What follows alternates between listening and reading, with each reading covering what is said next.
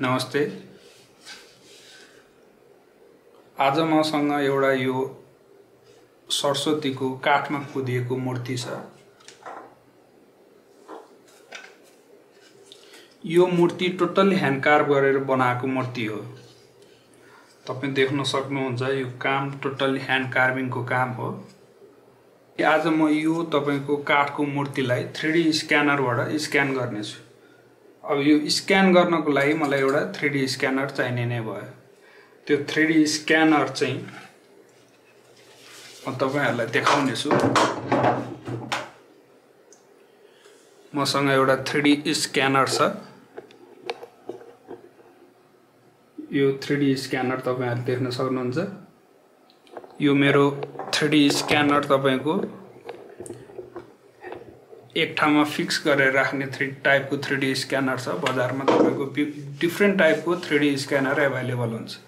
एउटा ह्यान्डहेल्ड स्क्यानर पनि अवेलेबल छ। त्यो स्क्यानरले तपाईले हातमा लिएर अब्जेक्टको वरिपरि घुमाएर पनि स्क्यान गर्न सक्नुहुन्छ भने यो चाहिँ तपाईको फिक्स टाइपको 3D स्क्यानर।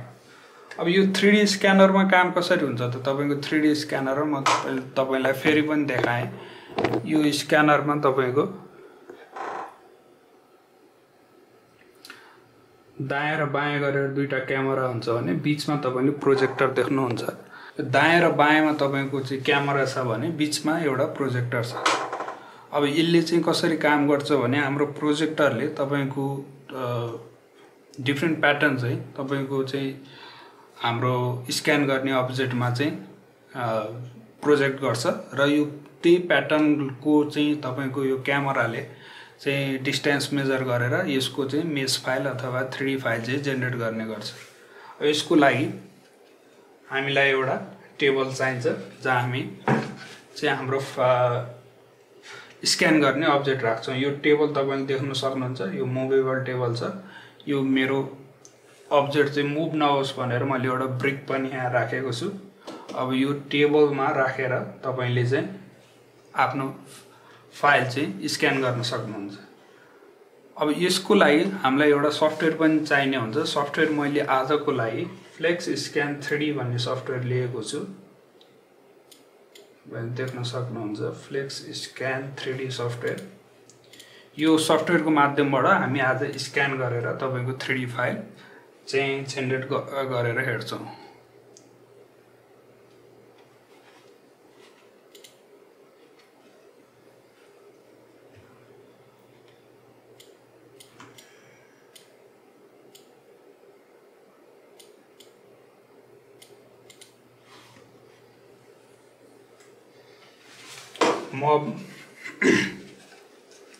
अब यो फाइल यो मूर्ति म स्क्यान गरेर तपाईहरुलाई देखाउने छु। यसको लागि मैले यो मेरो टेबलमा यो मूर्ति सेट गरे।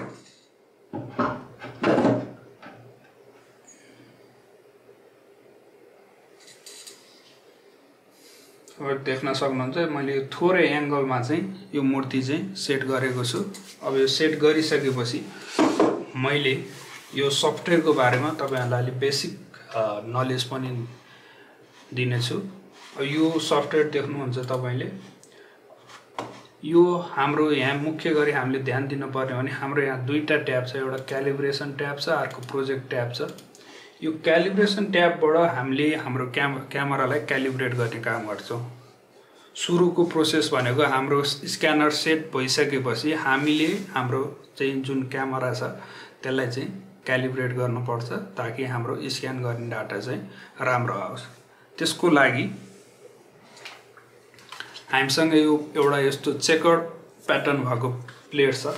यो प्लेट चाहिँ हामीले टेबलमा राखेर यसको चाहिँ डिफरेंट एंगलमा जस्तै टेबलमा राखेर तपाईको डिफरेंट एंगलमा चाहिँ हामीले यसको चाहिँ फोटो लिने हो। यो फोटो लिएर तपाईको चाहिँ यही फोटोको माध्यमबाट यो अलि धेरै नम्बरमा चाहिँ यो फोटो लिएर तपाईको यही फोटोको माध्यमबाट यो जुन चेकर्ड प्याटर्न छ यसको माध्यमबाट हामीले क्यामेरा चाहिँ क्यालिब्रेट गर्छौं। यो तपाईले यो यसमा पनि देख्न सक्नुहुन्छ। यो डिफरेंट मैले यसमा 50 वटा डिफरेंट पोजिसनमा चाहिँ फोटो लिएको छु र यो क्यालिब्रेट दाबेर हामीले चाहिँ हाम्रो स्क्यानर चाहिँ क्यालिब्रेट गर्छौं। त्यसपछि काम हाम्रो प्रोजेक्टमा जाउँ। अब हामीले चाहिँ हाम्रो स्क्यानर चाहिँ प्रोजेक्ट गर्नलाई रेडी छ। अब हामी चाहिँ स्क्यान गर्न सक्छौँ। त्यसको लागि मैले मटेरियल सेट गरेर राखिसके। अब म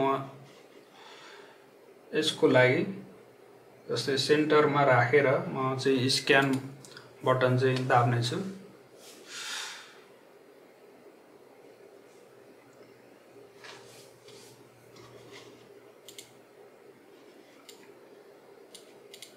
यहाँ देख्न सक्नुहुन्छ तपाईले हाम्रो अगाडिको फेसको स्क्यान डाटा चाहिँ आएको छ।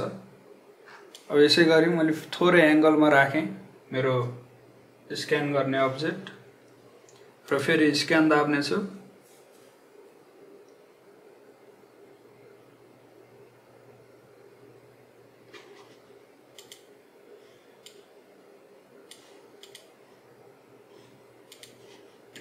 र मेरो अहिले यो दुईटा स्क्यान डाटा भएको छ। यो दुईटा स्क्यान डाटा तपाईको अलाइन गर्ने डिफरेंट प्रोसेस हुन्छ। तपाईको एउटा चाहिँ मेशबाट नै अलाइन गर्न मिल्छ भने अर्को भनेको मार्कर बाट पनि अलाइन गर्न मिल्छ। मार्करको प्रोसेसमा हामीले जस्तै स्क्यान अब्जेक्टमा यो जस्तै यसमा पोइन्ट छ, यो मार्करको व्हाइट डटहरु चाहिँ टास्दियो भने यो व्हाइट डटको माध्यमबाट दुईटा स्क्यान डाटा चाहिँ अलाइन हुन्छ। अहिलेको लागि मैले म्यानुअल प्रोसेसबाट नै यो डाटा चाहिँ अलाइन गर्ने चाहिँ ट्राई गर्छु। यसको लागि मैले जुन मेरो चाहिँ सेकेन्ड वो छ त्यसको मैले यहाँ गिज्मो एड त्यसमा मैले यो जुन ह्यान्डल छ गिज्मो ह्यान्डल यसलाई चाहिँ मुभ गरेर ठ्याक्क पहिलाको सँग अलाइन गर्न चाहिँ ट्राई गर्छु। यो एकदम एक्युरेट सँग गर्न पर्ने जरुरी हुँदैन। यो तपाईको लगभग सिमिलर ठाउँमा भयो भने यसले आफै पनि अलाइन गर्छ। त्यसको लागि मैले दुईटै डाटा सिलेक्ट गरेर अलाइन को अप्सन दाब्दै अलाइन अप्सन दाब्ने बित्तिकै हामी देख्न सक्छौं यो दुईटाको पोजिसन यिनीहरु चाहिँ अट्याच भयो। त्यसै गरी म फेरि तपाईको अलि बढी एंगलमा राखेर स्क्यान गर्छु।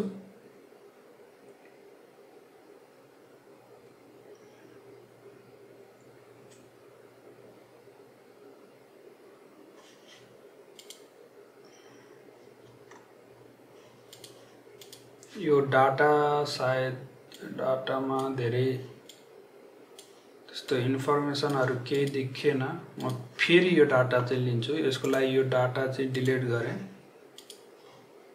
र फेरि स्क्यान गर्छु।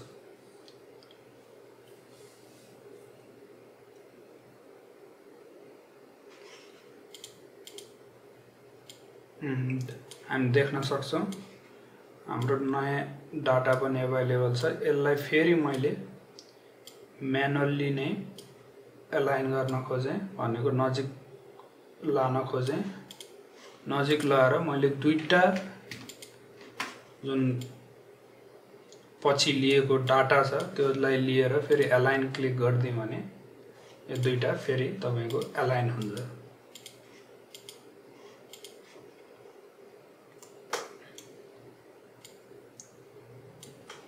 अब फेरि मैले अझ एंगलमा लिए, एंगलमा लिएर फेरि स्क्यान गरे।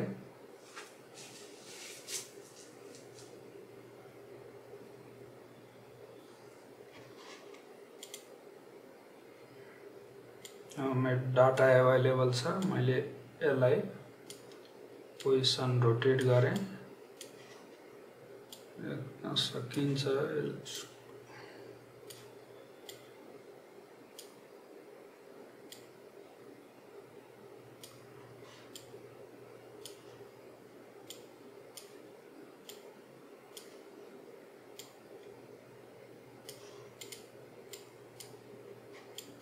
यो प्रोसेस चाहिँ तपाईको मार्कर पोइन्ट राख्यो भने धेरै नै सजिलो हुन्छ। तर मैले अहिले तपाईको मार्कर पोइन्ट नराखी पनि यो काम गर्न सकिन्छ भनेर चाहिँ देखाउँदै छु। म अरु तपाईको स्क्यान गर्ने अब्जेक्टमा तपाईको मार्कर पोइन्टबाट कसरी चाहिँ अटो अलाइन गरेर गर्न सकिन्छ त्यो पनि देखाउने छु। आजको लागि मैले यो म्यानुअली प्रोसेस नै फलो गरेर तपाईको यो डाटाहरु चाहिँ अलाइन गरेर देखाउने छु। यसको लागि मैले यो अर्कोतिरको एंगलबाट फेरि स्क्यानको डाटा लिन्छु। दुईटालाई नजिक ल्याए मैले, यो नजिक लगाएर मसँग यो डाटा छ, यो डाटा छ, यो डाटा र योसँग अलाइनमेन्ट हुन सजिलो हुन्छ होला सायद। हामी देख्न सक्छौं यो दुईटा डाटा तपाईको गएर अलाइन भएको छ।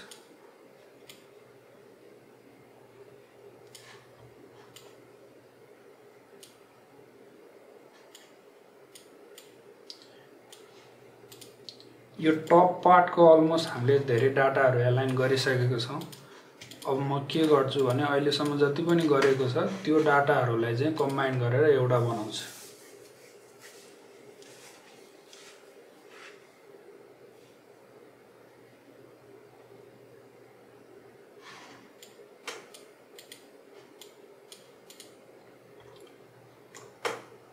यसमा देख्न सकिन्छ हाम्रो टप पार्टको डाटा त आयो, तर यो लोअर पार्टको मिसिङ छ। यसको रिजन के हो भन्दा हाम्रो क्यामेराको सर्टेन चाहिँ वर्किङ क्यापासिटी हुन्छ। त्यो वर्किङ क्यापासिटी केही मात्र चाहिँ डाटा चाहिँ देखाउने हो। अब यस्तो कामको लागि हामीले के गर्ने हो भन्दा यो माथिको डाटा चाहिँ हामीले चाहिँ गरिसकेपछि क्यामेराको पोजिसनलाई थोरै लोअर डाउन गरेर यो पोजिसनको डाटा लिन सकिन्छ।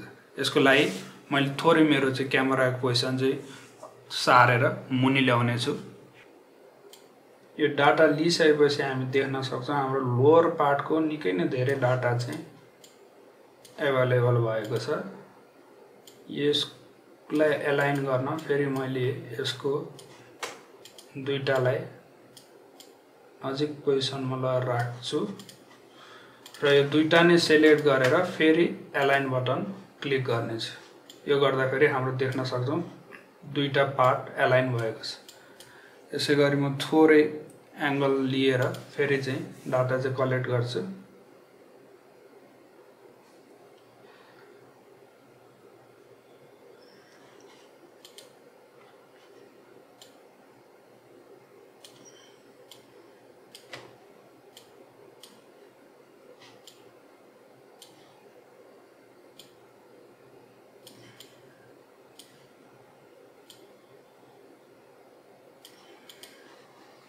यो दुईटा पोजिसनको फेरि मैले चाहिँ अलाइन गर्ने भए।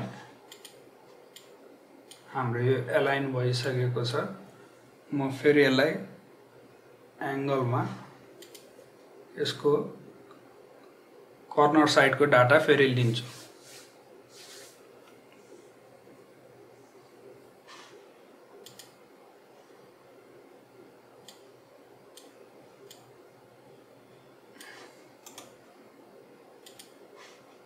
यो फेरि डिलिट गरे मैले, फेरि एकचोटी रिस्क्यान गर्छु।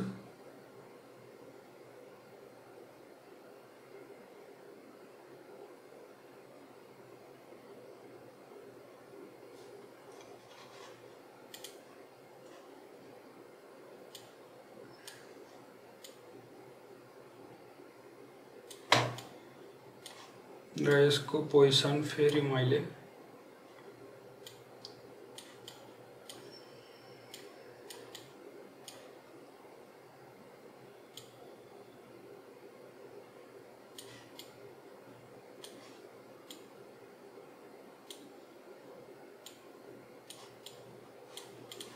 र यतिकै अलाइन हुन्छ कि म एकचोटि ट्राई गर्छु।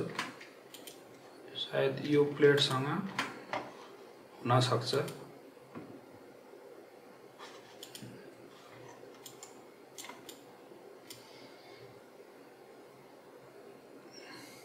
मैले अझ थोरै एंगल चाहिँ घुमाएर फेरि डाटा लिन्छु।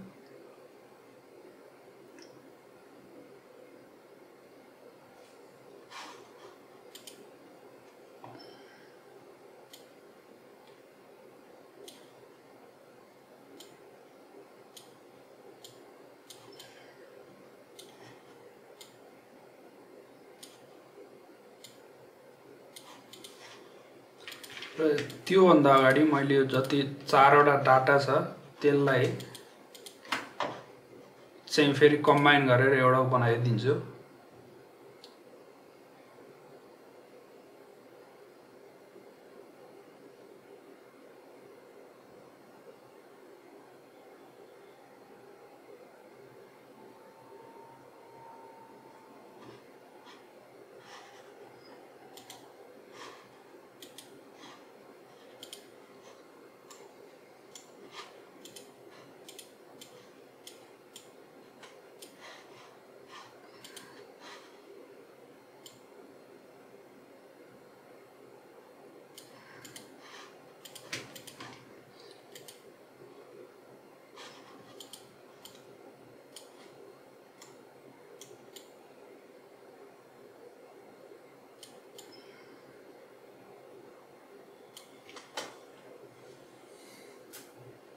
र म अब अर्को साइडको डाटा लिन्छु, यो साइडको।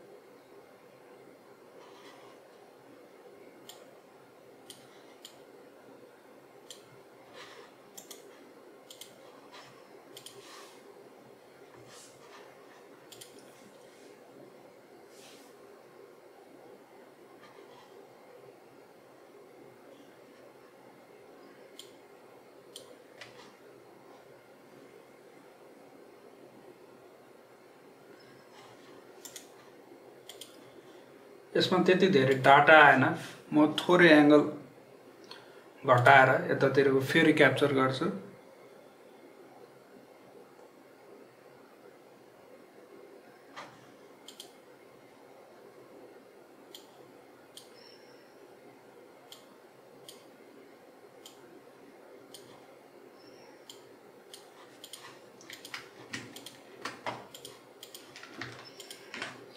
र यो दुईटा लिएर फेरि मैले अलाइन गरेर हेर्न खोजे र मेरो अलाइन सक्सेसफुल भएको छ। अब फेरि मैले जति पनि मेरो स्क्यान डाटा छ त्यसलाई कम्बाइन गरेर एउटा बनाउँछु र अलमोस्ट मेरो धेरै डाटाहरु त आइसकेको छ। र हामीले हेर्न सक्छौं हाम्रो यो जुन मोडल छ यो मोडलबाट हामीले यो स्क्यान गरेर यति फाइल जेनेरेट गर्न सक्यौं। अब यो हामीले यो सबै सानो सानो पोर्सनलाई फेरि नै स्क्यान गरेर सबै डिटेल पनि निकाल्न सकिन्छ यो स्क्यानरैबाट, तर हामी त्यो प्रोसेस गर्दैनौं। त्यो भन्दा हामी अब यो मोडल लिएर यो मोडलमा अब यो मोडललाई अर्को एउटा सफ्टवेयरमा लगेर बाँकी चाहिँ यसको चाहिँ फर्दर चाहिँ क्लिनिङ प्रोसेसहरु तपाईको मेश चाहिँ क्लिन गर्ने प्रोसेसहरु त्यो सफ्टवेयरमा गर्छौं। त्यो सफ्टवेयरको नाम त्यो सफ्टवेयर डिफरेन्ट टाइपको सफ्टवेयरमा चाहिँ यो काम गर्न सकिन्छ। स्पेशली मैले युज गर्ने हामीले युज गर्ने सफ्टवेयर चाहिँ तपाईको जिब्रस हो। जिब्रसमा यो मोडललाई तपाईको क्लिन गर्ने काम, यो मोडलमा जति पनि तपाईको चाहिँ अननेसेसरी चाहिँ अब्जेक्टहरु छ त्यसलाई हटाउने, तपाईको मोडललाई अलिकति क्लिन गर्ने, अलिकति स्मुथिङ गर्ने र नचाहिने पार्टहरु डिलिट गरेर हामीले चाहिँ मेसिन फेभरेबल डिजाइन, मेसिनमा काम गर्न सक्ने डिजाइन चाहिँ हामीले त्यसमा चाहिँ जेनेरेट गर्छौं। त्यसको लागि हामी योलाई जिब्रसमा लगाएर चाहिँ काम गर्छौं।